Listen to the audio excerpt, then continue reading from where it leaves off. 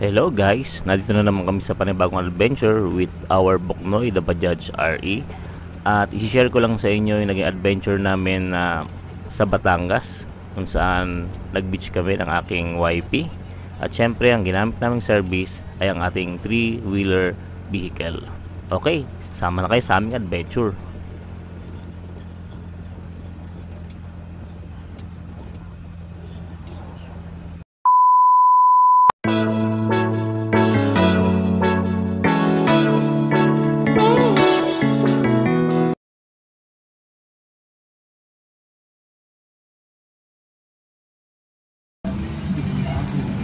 Mal.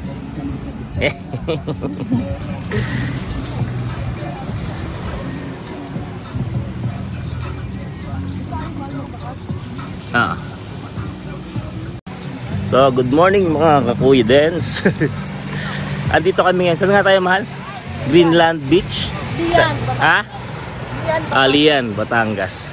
Actually, kahapon pa kami nandito. Hindi lang ako nag-video, hindi lang ako nag-vlog kasi ni-enjoy ko yung dahil ito na lang ulit yung moment na nakapagdagat kami. Actually, ang dala namin si Boknoy lang, ng aming 3-wheelers. Pa-birthday niya to, char. Ibudok doon. So maglalakad kami doon. Mamaya pakita ko sa video yung lakad namin. Titignan namin sa dulo kung pwede kami mamasyal doon. So ito nga pala yung mapa ng nilakbay namin from Timbao, Binyan, Laguna to Greenland Beach Resort sa Lian, Batangas. So nag-start kami of course doon sa gilid noong Calax, palabas noong Tagaytay Santa Rosa Road. And then pagdating namin sa Tagaytay, although hindi ko sinunod yung iba dyan dahil dumaan ako doon sa mga tinatawag na bypass at lumabas kami ng Mendez. Pagdating sa Mendez, doon na namin na binaybay yung Nasugbu Highway and dire-diretso lang. So nag-stop over lang kami malapit dun sa may signage ng Tuy, Batangas, then Kumanan, then dumire-diretso na papunta nga dyan sa madali lang naman siyang hanapin actually yung Greenland Beach Resort. Through Google Map natagpuan namin siya. Ayan, nakarating kami. So inabot lang ako ng magto 2 hours sa biyahe. Yun nga, kumunting hinto lang dahil may mga binili si Mrs. o si YP sa may nakita namin palengke doon sa malapit sa signage ng Tuy, Batangas. So yun, from Timbao, Binyan to Lian, Batangas. So ito yung dagat. Yes, at ito yung aking iniirog. Ayan, so maganda naman yung dagat. At yun yung pinaka-resort. Doon kami ng cottage. Hindi lang basta cottage kasi may kwarto yun sa akin. Mamaya mapakita. Okay.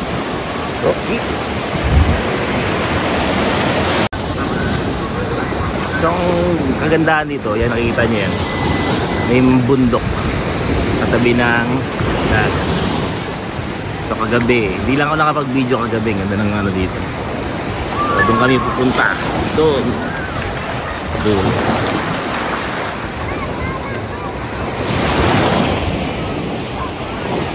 So hindi nakabili lang sunblock. Ayun, magiging black kami ngayon. Sayang dahil sabon. Ano ba yung sabon natin na yun?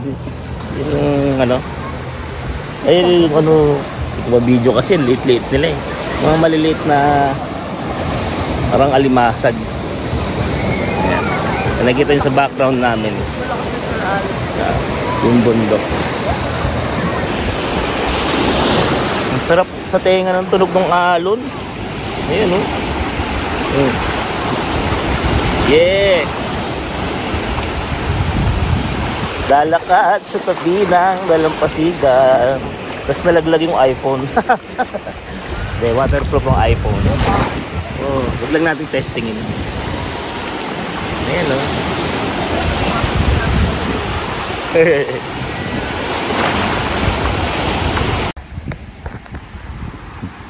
So ayan yung bundok na sinasabi ko sa inyo.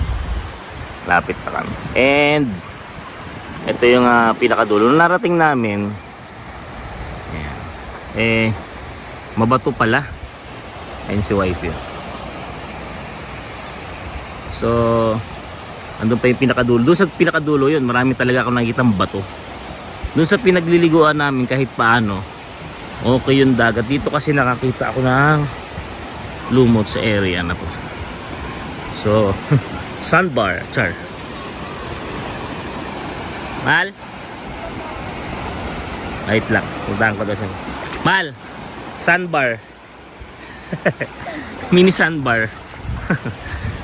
Hango daw siya. Ano gagawin ko, Mal? Mal? Video. Kaway-kaway sa vlog. Pero malinaw yung tubig dito, no? Hindi pala siya totally mabato. May mga part na may bato lang. Pero hindi siya Tsaka ano to eh, alam ko, yung parang, ayan, yung mga parang ano na yan. Tika mo, kalmado na dito yung tubig. O kasi nga may bato na eh. Ng bato. Yep, ayan, makikita yun sa video.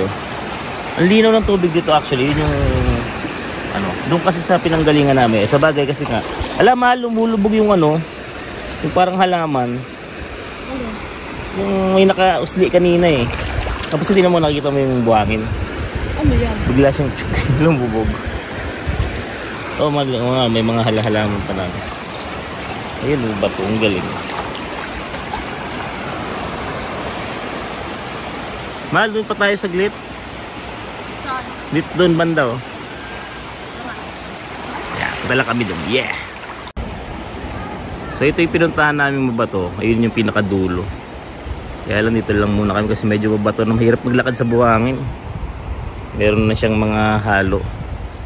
Yeah. So kung dito ka nagre-resort, makakaligo ka doon pa banda. Kasi puro bato eh. Ayan. Although malinaw ang tubig dito. Ito yung isa, tilam-tilam siya. No? Dagat. Tara tayo doon. Sa anong tubig? Tara, let's. Tara, videohan natin yung tayo makakalakad dito. Punta kami doon sa may alon. Kasi dito wala ng alon, tahimik niya. Masakit nga sa paa. Masakit sa paa, girl. Ang lamig. Ayun, malamig yung tubig dito. Kasi wala na nga, hindi na nadidisturb ng alon. May nangingisda, may isda dito.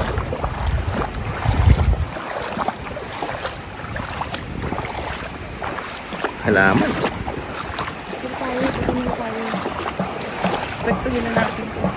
Saan kami galing? Iyo. Layo na nilakad namin. So yun yung dagat. Part na rin to ng dagat, malinaw na. Pero yan, wala lang alon dito kasi nga dahil mabato. Napipigil na rin ng ano. Oh, wala mo yung halaman tinapakan. Halaman dagat. Kasi urchin kaya sa ganito. Wala pa siya. So yun nga po no, malis na kami sa dagat. Dahil ang daming ano, natatapakan tusok-tusok ba yun. Sakit sa paa, natapakan yata ang ano, batong mapulis. Man. Pagod yan. Pagod yan. Haba ng lakad namin, galing kami dun. Yun dun. Pabalik na kami sa pwesto namin. Uy, tignan mo ito mahal oh. Wait lang. Kaya nga, bilog na bahay. Yan pala yung nakikita ko kahapon. Pabilog. Pwede pala tumambay dito. Mga sira-sirang ano. Kasi yung bundok. Dasa. Okay.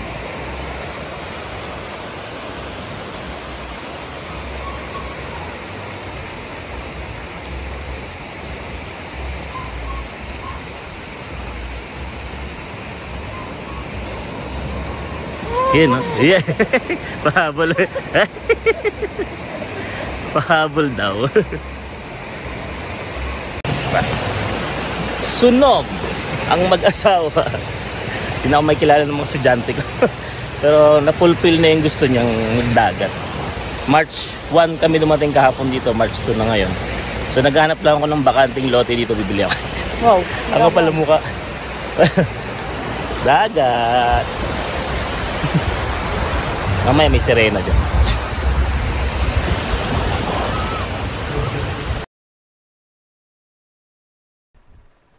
So yun nga, nag-decide kaming maagang mag-lunch ni YP at ayun, nagpapanggap siyang umiinom. Tubig lang naman iniinom niya. So bumili kami ng isda sa nagtitinda dyan, prinito namin. May kasama pang ibang ulam at may kasalo kaming lokal na pusa dito sa aming pagkain. So pinakain din namin siya. Kagabi pa siyang nakikikain sa amin actually. So ito, pinapakita ko sa inyo yung cottage na naarkila namin, worth 2K. Dahil dalawa kami, ewan ko lang kung nagbabagong presyo niya pagka maraming tao. So maluwag yan. Nakita nyo naman kanina yung kinainan namin. So yan yun, may kalan dyan, pwedeng arkilahin, 300. So ito naman yung kwarto dun sa kabila. Makikita nyo, yun, tinuro ko CR. Tapos ito yung kwarto sa likod ko. Hindi ko lang mapakita kasi nandun si YP, nagliligpit. Kasya dyan ng 6 na tao. Yan.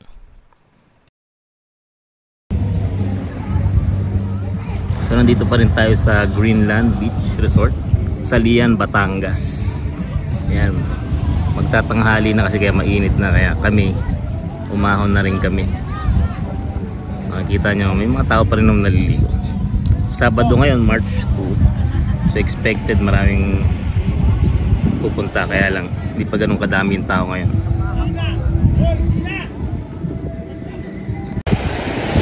So aminado naman ako, matagal na ako hindi pa nakakapagdagat.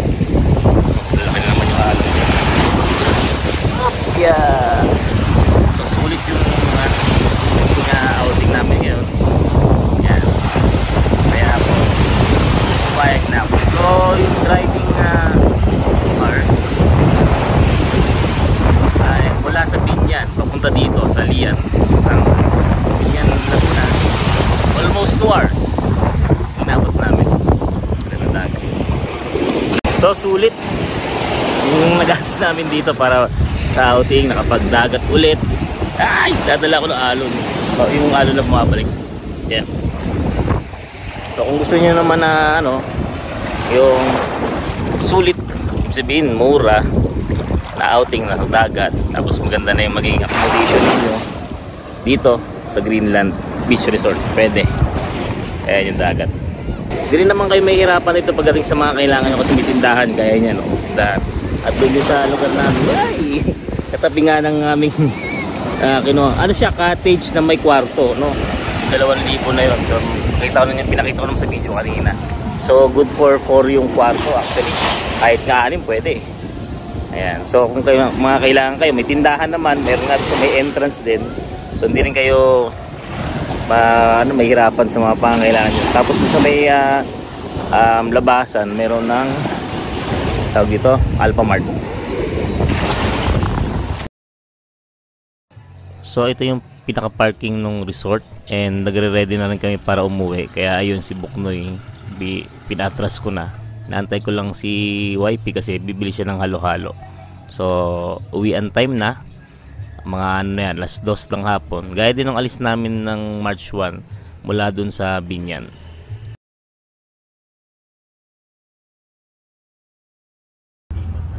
So ito nga, palis na kami ni YP. Pauwi na kami ng Laguna dito and kinukuha na niya lang yung mga madadaanan namin. Sa labasan lang yan halos nung resort.